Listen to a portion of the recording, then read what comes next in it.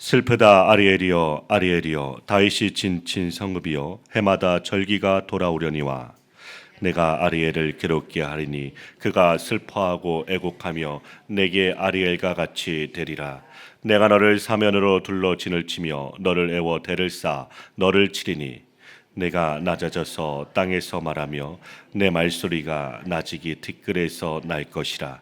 내 목소리가 신접한 자의 목소리같이 땅에서 나며 내 말소리가 티끌에서 짓거리리라. 그럴지라도 내 대적의 무리는 세미한 티끌 같겠고 강포한 자의 무리는 날려가는 겨 같으리니 그 일이 순식간에 갑자기 일어날 것이라. 만군의 여호와께서 우레와 지진과 큰 소리와 회오리 바람과 폭풍과 맹렬한 불꽃으로 그들을 징벌하실 것인즉 아리엘을 치는 열방의 무리 곧 아리엘과 그 요새를 쳐서 그를 곤고하게 하는 모든 자는 꿈같이 밤의 환상같이 되리니 줄인 자가 꿈에 먹었을지라도 깨면 그 속은 여전히 비고 목마른 자가 꿈에 마셨을지라도 깨면 곤비하며 그 속에 갈증이 있는 것 같이 시온산을 치는 열방의 무리가 그와 같으리라. 너희는 놀라고 놀라라. 너희는 맹인이 되고 맹인이 되라. 그들의 취함이 포도주로 말미암음이 아니며 그들의 비틀거림이 독주로 말미암음이 아니니라. 대저 여호와께서 깊이 잠들게 하는 영을 너희에게 부어주사 너희의 눈을 감기셨음이니 그가 선지자들과 너희의 지도자인 선견자들을 덮으셨음이라. 그러므로 모든 계시가 너희에게는 봉한 책의 말처럼 되었으니 그것을 글 아는 자에게 주며 이르기를 그대에게 청하노니 이를 읽으라 하면 그가 대답하기를 그것이 봉해졌으니 나는 못 읽겠노라 할 것이요 또 그 책을 글 모르는 자에게 주며 이르기를 그대에게 청하노니 이를 읽으라 하면 그가 대답하기를 나는 그를 모른다 할 것이니라. 주께서 이르시되 이 백성이 입으로는 나를 가까이하며 입술로는 나를 공경하나 그들의 마음은 내게서 멀리 떠났나니 그들이 나를 경외함은 사람의 계명으로 가르침을 받았을 뿐이라. 그러므로 내가 이 백성 중에 기이한 일, 곧 기이하고 가장 기이한 일을 다시 행하리니 그들 중에서 지혜자의 지혜가 없어지고 명철자의 총명이 가려지리라. 아멘. 사랑하는 성도 여러분, 오늘 우리가 함께 읽은 이사야서 29장 1절부터 14절의 말씀은 하나님을 향한 진실한 마음을 잃어버린 채 헛된 확신과 껍데기뿐인 종교 생활에 빠져있던 남유다와 예루살렘을 향한 하나님의 안타까운 경고의 말씀이십니다. 선지자 이사야는 1절에서 슬프다 아리엘이여 라고 부르며 슬픔의 노래 곧 애가로 설교를 시작하고 있습니다. 프랑스 파리에 엘페탑이 있고 이탈리아 로마의 콜로세움이 있듯이 세상의 도시들에는 그 도시 전체를 대표하고 상징하는 고유한 건축물들이 있습니다. 그렇다면 거룩한 하나님의 도성인 예루살렘의 대표적인 상징물은 무엇이었겠습니까? 그것은 바로 하나님의 성전이었으며 그 성전 한가운데서 가장 핵심적인 역할을 감당하던 번제단이었습니다. 본문에 등장하는 아리엘이라는 명칭은 하나님의 사자, 하나님의 암사자라는 뜻과 함께 바로 하나님의 제단, 번제단이라는 중요한 뜻을 담고 있습니다. 본래 번제단은 하나님 앞에 백성들이 지은 죄를 솔직하게 고백하고 제물을 태워 바침으로써 하나님께 용서를 구하는 거룩한 장소였습니다.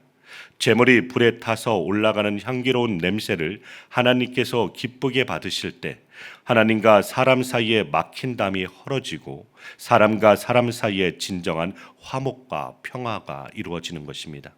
그러나 당시 예루살렘 백성들은 다윗이 진을 쳤던 시온산 요새라는 지리적인 견고함과 우리는 하나님의 선택을 받은 백성이니 아무리 죄를 지어도 결코 무너지지 않는다라는 왜곡된 선민 사상에 도취되어 있었습니다. 절기마다 습관처럼 제물을 끌고 와 제사를 드렸지만 정작 삶의 죄악은 전혀 뉘우치지 않았습니다. 이것은 병을 고치러 병원에 찾아갔다가 도리어 더 심각한 바이러스에 감염되는 것 같은 비극인 것입니다. 죄를 회개하고 부끄러워야 할 번제단이 오히려 죄를 부추기고 감추어주는 가림막으로 전락해 버렸고 하나님을 가장 기쁘시게 해 드려야 할 거룩한 성전은 하나님의 깊은 탄식과 안타까운 한숨이 흘러나오는 암담한 장소가 되고 말았던 것입니다. 번제단이 본래의 사명을 감당하지 못한다면 아무 소용이 없습니다. 이에 하나님께서는 교만한 백성들에게 그들의 예상을 빗나가는 엄중한 징계를 내리시며 예루살렘 성읍 전체가 불타는 번제단처럼 다 타버릴 것이라고 말씀하십니다. 하나님께서는 사면에서 이방 대적들을 불러 모아 예루살렘을 겹겹이 에워싸게 하시고 성벽 높이만큼 흙 언덕과 공경용 탑을 쌓아 올리게 하십니다.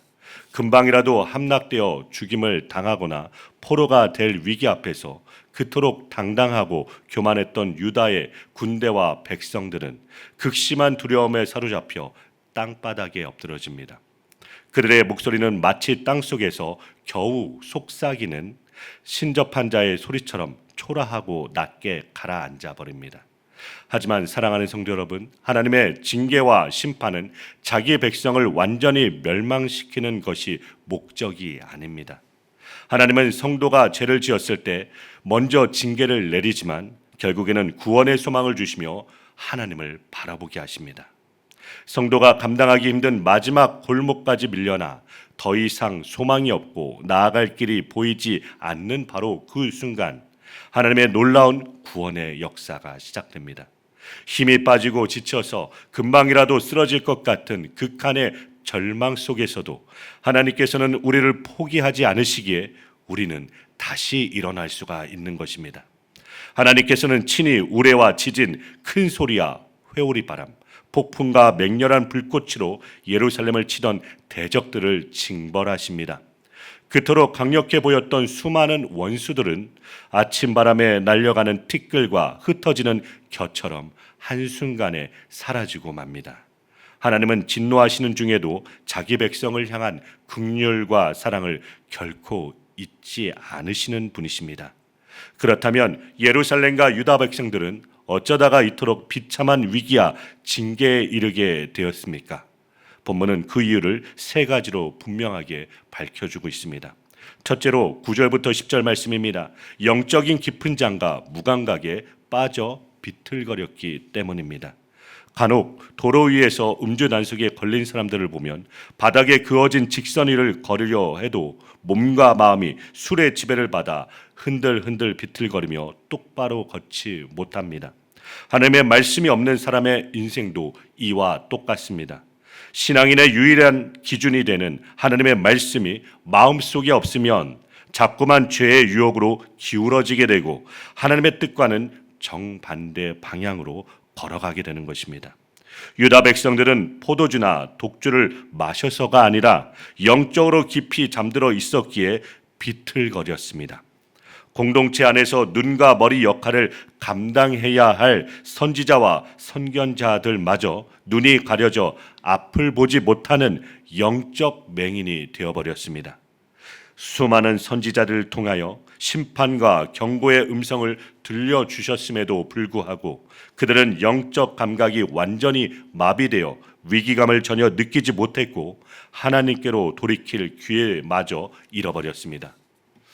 둘째로 11절부터 12절의 말씀입니다. 하나님의 말씀이 단단히 봉해진 책이 되었기 때문입니다. 유다 땅에 내린 가장 치명적인 재앙은 다른 무엇보다 하나님의 말씀이 들리지 않고 닫혀버린 것입니다. 유다 백성이 주변 이방 민족들과 구별되었던 최고의 복은 바로 하나님의 말씀을 맡아 간직하고 있었다는 사실입니다. 그러나 그들의 말씀의 소중함을 잊고 무시하자 하나님께서는 가장 귀한 복인 말씀을 거두어 버리셨습니다. 하나님의 말씀은 굳게 봉인된 책처럼 변해버렸습니다. 그를 아는 유식한 자에게 책을 주며 읽어보라 하면 책이 봉해졌으니 읽을 수 없다라고 핑계를 대고 그를 모르는 사람에게 주면 그를 몰라 읽지 못한다고 변명합니다. 이것은 사람의 지식이나 학문, 개인의 노력만으로는 하나님의 뜻을 결코 깨달을 수 없음을 보여줍니다. 오직 성령님께서 우리의 어두운 영안을 열어주시고 봉인을 풀어주셔야만 깨달을 수 있습니다. 오늘날 우리 주변에도 설교와 성경 말씀이 홍수처럼 쏟아져 나오지만 성경을 항상 덮어두거나 사람의 말로만 듣는다면 우리 역시 영적 기근에 빠져 비틀거릴 수밖에 없는 것입니다. 마지막으로 셋째, 입술로만 하나님을 공경하고 마음은 멀리 떠났기 때문입니다. 하나님께서는 13절 말씀에서 백성들의 골마 터진 신앙의 실체를 날카롭게 지적하여 주십니다. 이 백성이 입으로는 나를 가까이하며 입술로는 나를 공경하나 그들의 마음은 내게서 멀리 떠났나니 그들이 나를 경외함은 사람의 계명으로 가르침을 받았을 뿐이라. 아멘. 그들의 신앙은 겉포장만 번지르르한 빈 껍데기였습니다. 입술로는 하나님을 찬양하고 거룩한 신앙인처럼 흉내를 냈지만 마음의 알맹이는 탐욕과 제약, 세상의 이익으로 가득 차 있었습니다.